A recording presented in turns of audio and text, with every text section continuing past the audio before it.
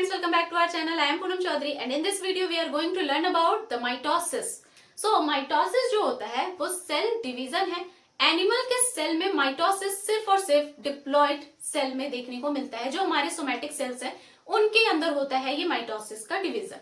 लेकिन plant cell में ये diploid and haploid both type के सेल्स में देखने को मिलता है. सो माइटोसिस जो है it is the most dramatic phase.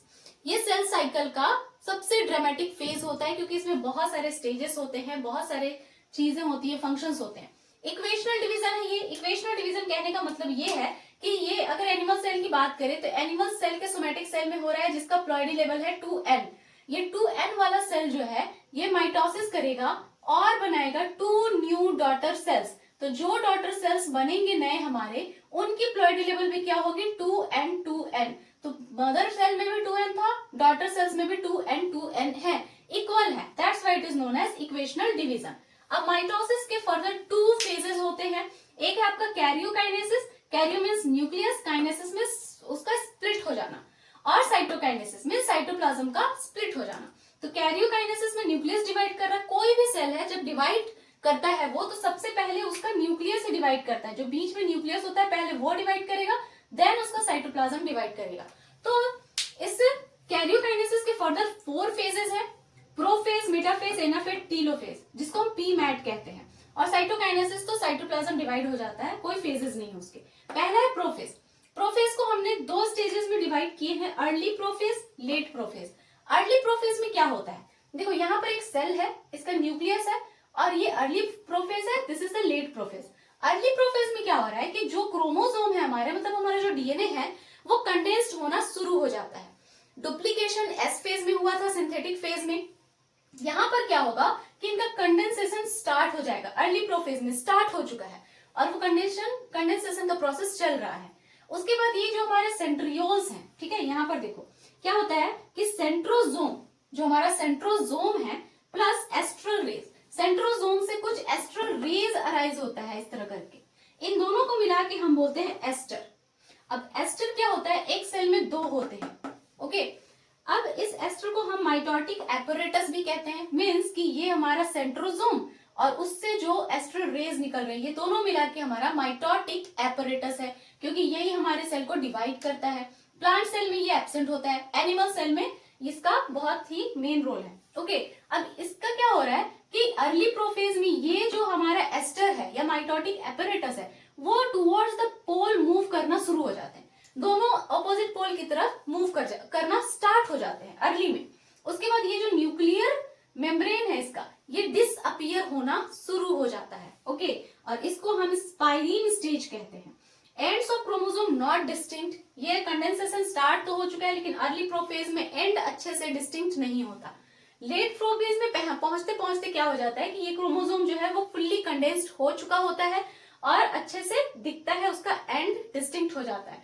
ये जो आपके माइटोटिक एपरेटस है वो पोल की तरफ मूव कर चुके हैं और जो ये न्यूक्लियर मेम्ब्रेन है देखो ये डिसअपियर हो चुके हैं. तो लेट प्रोफेज में क्या हो रहा है, न्यूक्लियर मेम्ब्रेन डिसअपियर हो चुका है. न्यूक्लियर मेम्ब्रेन के साथ साथ गोल्जी एपरेटस, एंडोप्लाज्मिक रेटिकुलम ये भी डिसअपियर हो चुके हैं और आपका एस्टर जो है वो पोल की तरफ मूव कर चुका है और क्रोमोसोम फुल्ली कंडेंस्ड हो चुके हैं. ओके, उसके बाद अब एंटर कर जाता है सेल मेटाफेज में. इतना काम होते ही वो नेक्स्ट स्टेप में मूव कर जाता है. मेटाफेज में क्या होता है कि ये जो एस्टर है, हाँ, लेट प्रोफेज में इस एस्टर से कुछ स्पिंडल फाइबर्स भी अराइज होने लगते हैं. ठीक है, तो यहाँ क्या हो रहा है, स्पिंडल फाइबर्स फॉर्म्ड हो चुके हैं, न्यूक्लियर मेम्ब्रेन, गोल्जी एपरेटस ये डिसअपियर हो चुके हैं, क्रोमोसोम फुल्ली कंडेंस्ड हो चुका है. उसके बाद मेटाफेज में आने के बाद क्या होता है, ये जो स्पिंडल फाइबर से attach to kinetochore of chromosome. Kinetochore क्या होता है, दिस इज आवर क्रोमोसोम. हमने इसको लास्ट वाले वीडियो में देखा था कि ये कुछ क्रोमोसोम होते हैं. दिस इज द सेंट्रोमियर और सेंट्रोमियर के पास कुछ प्रोटीनिशियस स्ट्रक्चर प्रेजेंट होते हैं जिन्हें हम कहते हैं काइनेटोकोर. तो इस काइनेटोकोर के साथ ही स्पिंडल फाइबर आकर अटैच्ड होते हैं. तो ये देखो हमारा क्रोमोसोम है. टोटल नंबर ऑफ क्रोमोसोम कितना होता है 46.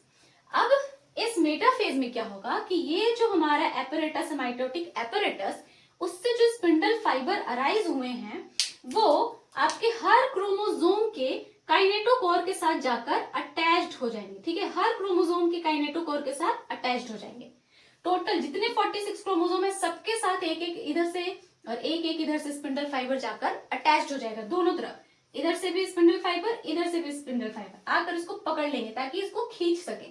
डिवाइड करने के टाइम पर इसको खींचते हैं अलग करने के लिए। ओके, उसके बाद क्रोमोसोम्स अरेंज्ड एट इक्वेटोरियल या metaphasic plate.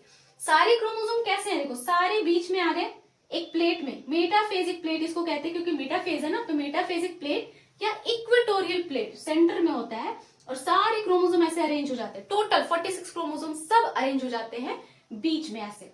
Okay, number of spindle fibres कितने हुए, स्पिंडल फाइबर देखो इधर से भी स्पिंडल फाइबर आ रहे हैं, इधर से भी स्पिंडल फाइबर। एक जो हमारा एस्टर है ये माइटोटिक एपैरेटस, वहां से 46 स्पिंडल फाइबर अराइज होगा क्योंकि 46 क्रोमोसोम है हमारे पास। इस वाले माइटोटिक एपैरेटस से भी 46 स्पिंडल फाइबर अराइज होंगे।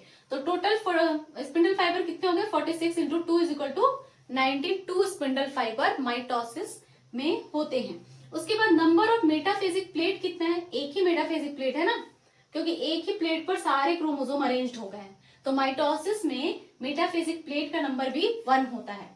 Best phase two study the morphology of chromosome, ये जो फेज है मेटाफेज, यहाँ पर हम क्रोमोसोम की मॉर्फोलॉजी को स्टडी करते हैं क्योंकि यहाँ पर क्रोमोसोम अच्छे से विजिबल होते हैं और इनके हम स्ट्रक्चर को अच्छे से देख सकते हैं इस फेज में, मेटाफेज में। Next phase is the anaphase. Anaphase में क्या होता है कि जो हमारे क्रोमोसोम के काइनेटोकोर के साथ ये स्पिंडल फाइबर अटैच्ड हुए थे, अब ये इनको पकड़ के पुल करते हैं, खींचते हैं टुवर्ड्स द पोल। ठीक है, तो ये जो स्पिंडल फाइबर है ये दोनों क्रोमोसोम को दोनों पोल की तरफ खींचते हैं, मीन्स इनके क्रोमाटिड जो होते हैं ना, डबल क्रोमाटिड, उनको दोनों तरफ खींचते हैं। तो इस तरह करके ये अलग हो जाते हैं क्रोमाटिड, और जैसे ही ये अलग होते हैं ये पोल की तरफ खींचे चले जाते हैं और सारे क्रोमोसोम जो होते हैं वो पोल की तरफ जाकर अरेंज हो जाते हैं।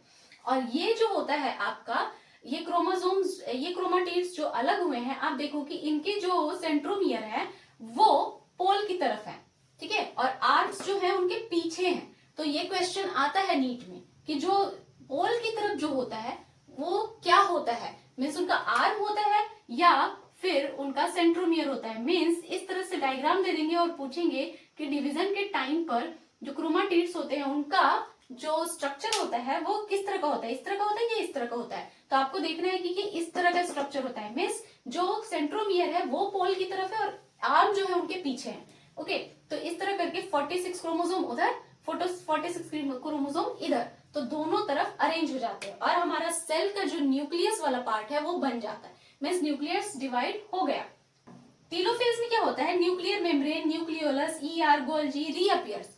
जो आपका प्रोफेज में सब डिसअपियर हो गए थे ना, वो सब रीअपियर हो जाएंगे यहाँ पर, और रीअपियर होके कुछ इस तरह दिखाएंगे। ये हमारा सेल है, क्रोमोसोम इस पोल की तरफ, इस पोल की तरफ अरेंज हो गए हैं। अब उसके चारों तरफ क्या आ गया, न्यूक्लियर मेम्ब्रेन फिर से आ गया।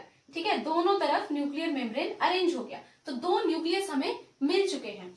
और क्या हो रहा है, क्रोमोसोम्स जो है वो लूज देयर आइडेंटिटी, मीन्स ये जो क्रोमोसोम इस तरह के थे ना, वो अपने आइडेंटिटी को लूज कर चुके हैं और फिर से क्रोमाटिड्स में ऐसे ही कन्वर्ट हो चुके हैं, मीन्स उनका स्ट्रक्चर गायब हो चुका है।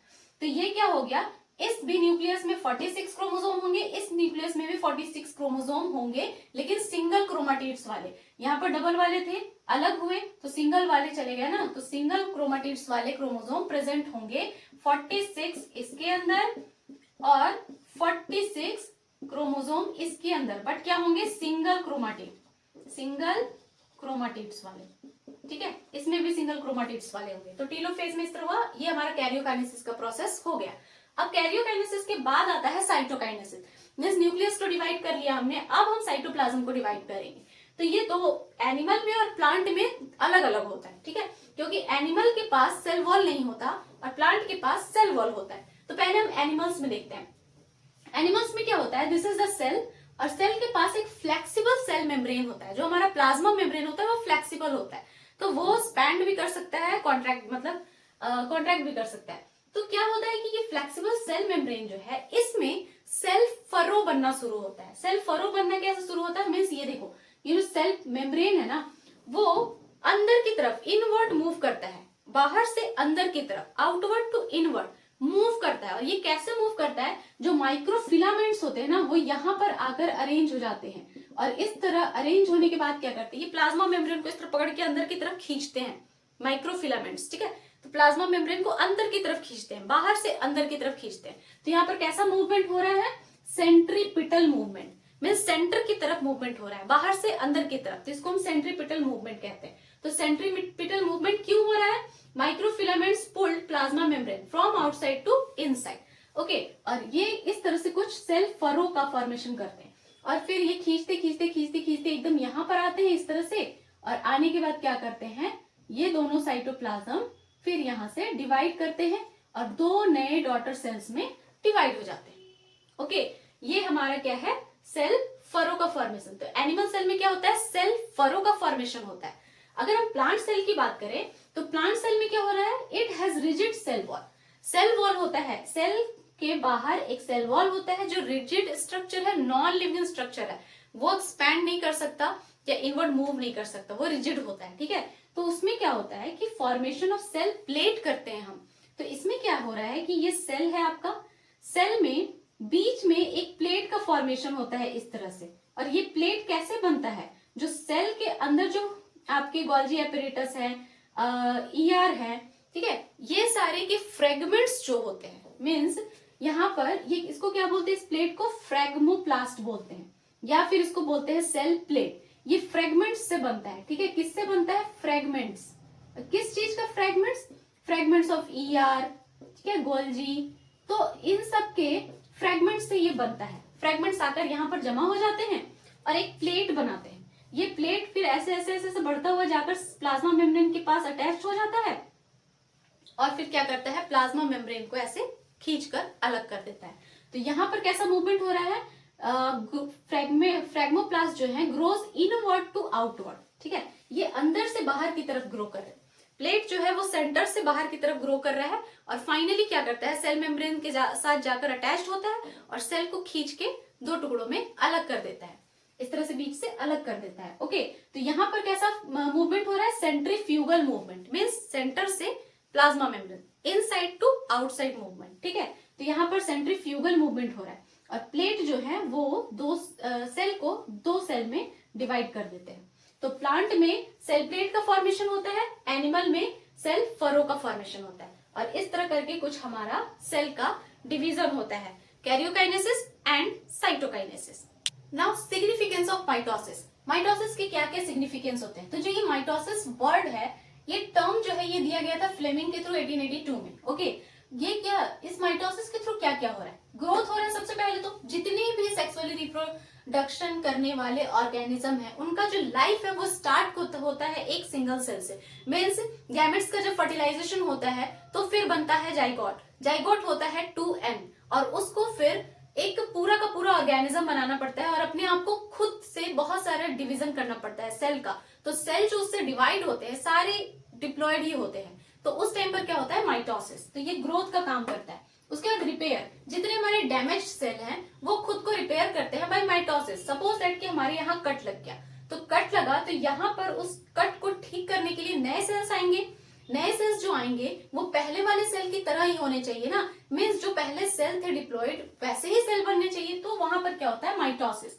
उसके बाद मेरिस्टेमेटिक टिश्यू ग्रोथ, जो प्लांट में मेरिस्टेमेटिक टिश्यू होते हैं जो प्लांट का ग्रोथ करवाते हैं, वहां पर भी माइटोसिस डिवीजन होता है और कंटिन्यूअस उसमें ग्रोथ होता रहता है। सेल रिप्लेसमेंट, जो हमारे गट की लाइनिंग होती है ना वो टाइम टू टाइम रिप्लेस होती है। हमारा जो स्किन होता है एपिडर्मिस, वो भी रिप्लेस होता है, पुराने की जगह पर नए सेल्स आते हैं। तो नए सेल्स आते हैं वो माइटोसिस करके ही आते हैं।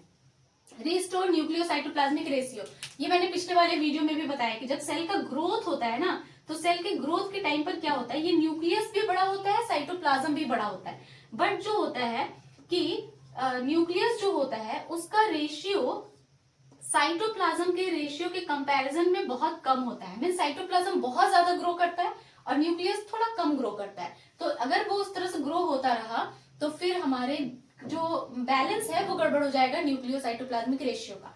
इसीलिए फिर सेल को डिवाइड कर दिया जाता है ताकि ये जो रेशियो है वो मेंटेन हो सके। उसके बाद रीजेनरेशन का प्रोसेस करता है माइटोसिस के थ्रू। हीलिंग वुंड, कहीं हमारे चोट लग गई है, कट लग गया है, वुंड है, तो उसको हील करने के लिए भी नए सेल्स लाते हैं और वहां माइटोसिस होता है। मेंटेनेंस ऑफ जेनेटिक कॉन्स्टिट्यूशन, तो हर सेल में जेनेटिक कॉन्स्टिट्यूशन को मेंटेन करने के लिए भी माइटोसिस होता है। मींस प्लॉइडी लेवल को मेंटेन भी माइटोसिस के थ्रू ही किया जाता है। तो ये सारे थे हमारे सिग्निफिकेंस। तो I hope this lecture found helpful to you. If you like the video, then hit the like button and do subscribe my channel and stay tuned for the further video of meiosis. So मिलते हैं next video में. Till then, bye bye and take care.